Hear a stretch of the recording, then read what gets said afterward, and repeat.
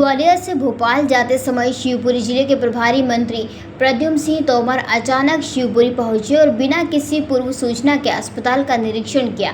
निरीक्षण के दौरान अस्पताल में फैली गंदगी देखकर मंत्री नाराज हो गए। उन्होंने मौके पर मौजूद अधिकारियों को फटकार लगाई और फिर खुद ही सफाई करने में जुट गए। इसके बाद मंत्री तोमर पार्षद विजय बिंदास की शिकायत पर वार्ड क्रमांक 20 के भ्रमण पर निकल पड़े।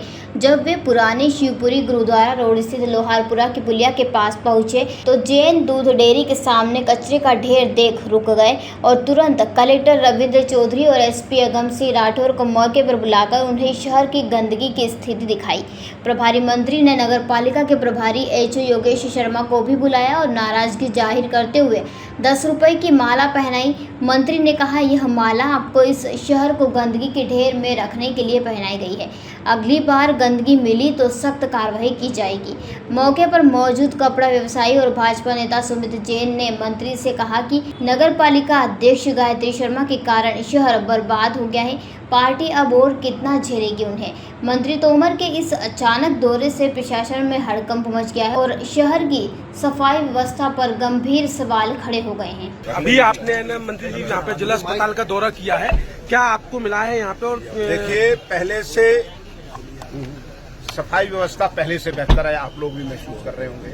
जो कमियां थी उनको ठीक करने का निर्देश दिया है हमारे प्रदेश के यशस्वी मुख्यमंत्री डॉक्टर मोहन यादव जी और इस क्षेत्र के सम्मानीय जो सांसद हैं, जो भारत सरकार के मंत्री हैं, श्रीमंत ज्योतिरादित्य सिंधिया जी। बड़ी साफ मंशा है कि स्वास्थ्य शिक्षा अच्छे हों, स्वच्छता पे ध्यान हो और उस काम को करने के लिए समय समय पर यह सेवा प्रबंधन निकलता है और इसमें और तेजी लाई जाएगी और शिवपुरी शहर की तस्वीर जो बदलने का काम है उसमें और तेजी आए, ये काम हम सब करें। मंत्री जी, आपने कहा सफाई व्यवस्था दुरुस्त हुई है, लेकिन जब भी आप आते हैं आपको खुद को अपने हाथ से सफाई करनी पड़ती है। देखिए, ऐसा आज भी दिक्कत क्या तो सफाई व्यवस्था दुरुस्त कैसे माने? आप सुन तो दोस्त, आप भी पहले के साक्षी हो। बात को जहां सुधार हुआ है उसको जितना पूर्णतः, इसीलिए तो मैं आया हूं, इस कमी को दूर किया करूंगा। निर्देश दिया है, अगली बार अगर मिलेगी तो उसमें कार्रवाई की जाएगी। सर, अपने हाथ से भी आपने अभी सफाई निश्चित रूप से सफाई किया, उनको बताया है ऐसे सफाई करो। पिछले दौरे में जब आप आए थे तो आपने शहर के नालों का और चौराहों का विजिट किया था। नाले के दौरान जब आप अस्पताल चौराहे के नाले पर पहुंचे थे, खासकर जो बाईपास वाला नाला है, तो आप लोग खुद निकलवा तो उसकी सफाई भी की थी और वही स्थिति आज यहाँ फिर बनी है कि आपने पानी की पीक को भी साफ किया, आपने अपने बीच की गंदगी को भी साफ किया। ये सबक कब जनप्रतिनिधियों का अधिकारी सीखेंगे ताकि व्यवस्थाओं में? देखो, ये व्यवस्था तो दुरुस्त होगी, हमारी सरकार की मंशा है और मैं अगले दौर में आऊंगा, फिर आपके साथ यही बात करूंगा और जो दोषी होगा उनके खिलाफ कार्रवाई। मंत्री जी, आपने भी पारदर्शिता की बात करी।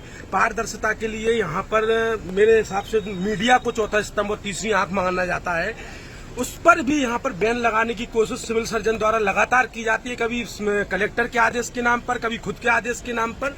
क्या ये पब्लिक प्लेस पर मीडिया बैन रहेगी? ये नहीं, ये मीडिया को कुछ आईसीयू वगैरह में उसमें कुछ जगह से वहाँ मीडिया नहीं जाता, वहाँ मीडिया नहीं जाता, बाकी जगह पे कोई रुकावट नहीं है, न रुकावट आएगी। सर, नॉर्मल जगह पे भी रोक दिया जाता है मीडिया को। 2-4 दिन पहले रोका गया था सर, वो मैं बात। शिवपुरी से कुलदीप गुप्ता की ये रिपोर्ट। जयराम जी, किशन काका, राम राम भाई, राम राम। क्या दोनों भाई बैठ के क्या हिसाब लगा रहे हो? ऊटी लहसुन के भाव आ गए क्या? अरे नहीं रे दादा, ये अपना रमेश नया मकान बनाने के लिए लोन ले रहा है। हिसाब किया तो पता चला कि लोन का पैसा तो ईंट और रेती में ही पूरा हो जाएगा।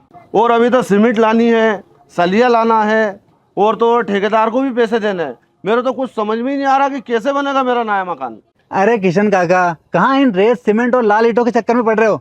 मेरी बात मानो तो अपने घर को बाबजी एएसी ब्लॉक से बनवाओ। इसमें ना सीमेंट और रेत की जरूरत होती है, ना ही तराई करने की झंझट, और लाल ईंटों के मुकाबले आपका मकान काफी तेजी से बनकर तैयार हो जाएगा। इससे आपके पैसे तो बचेंगे ही, साथ ही मजबूती ऐसी कि सालों साल देखने की जरूरत नहीं।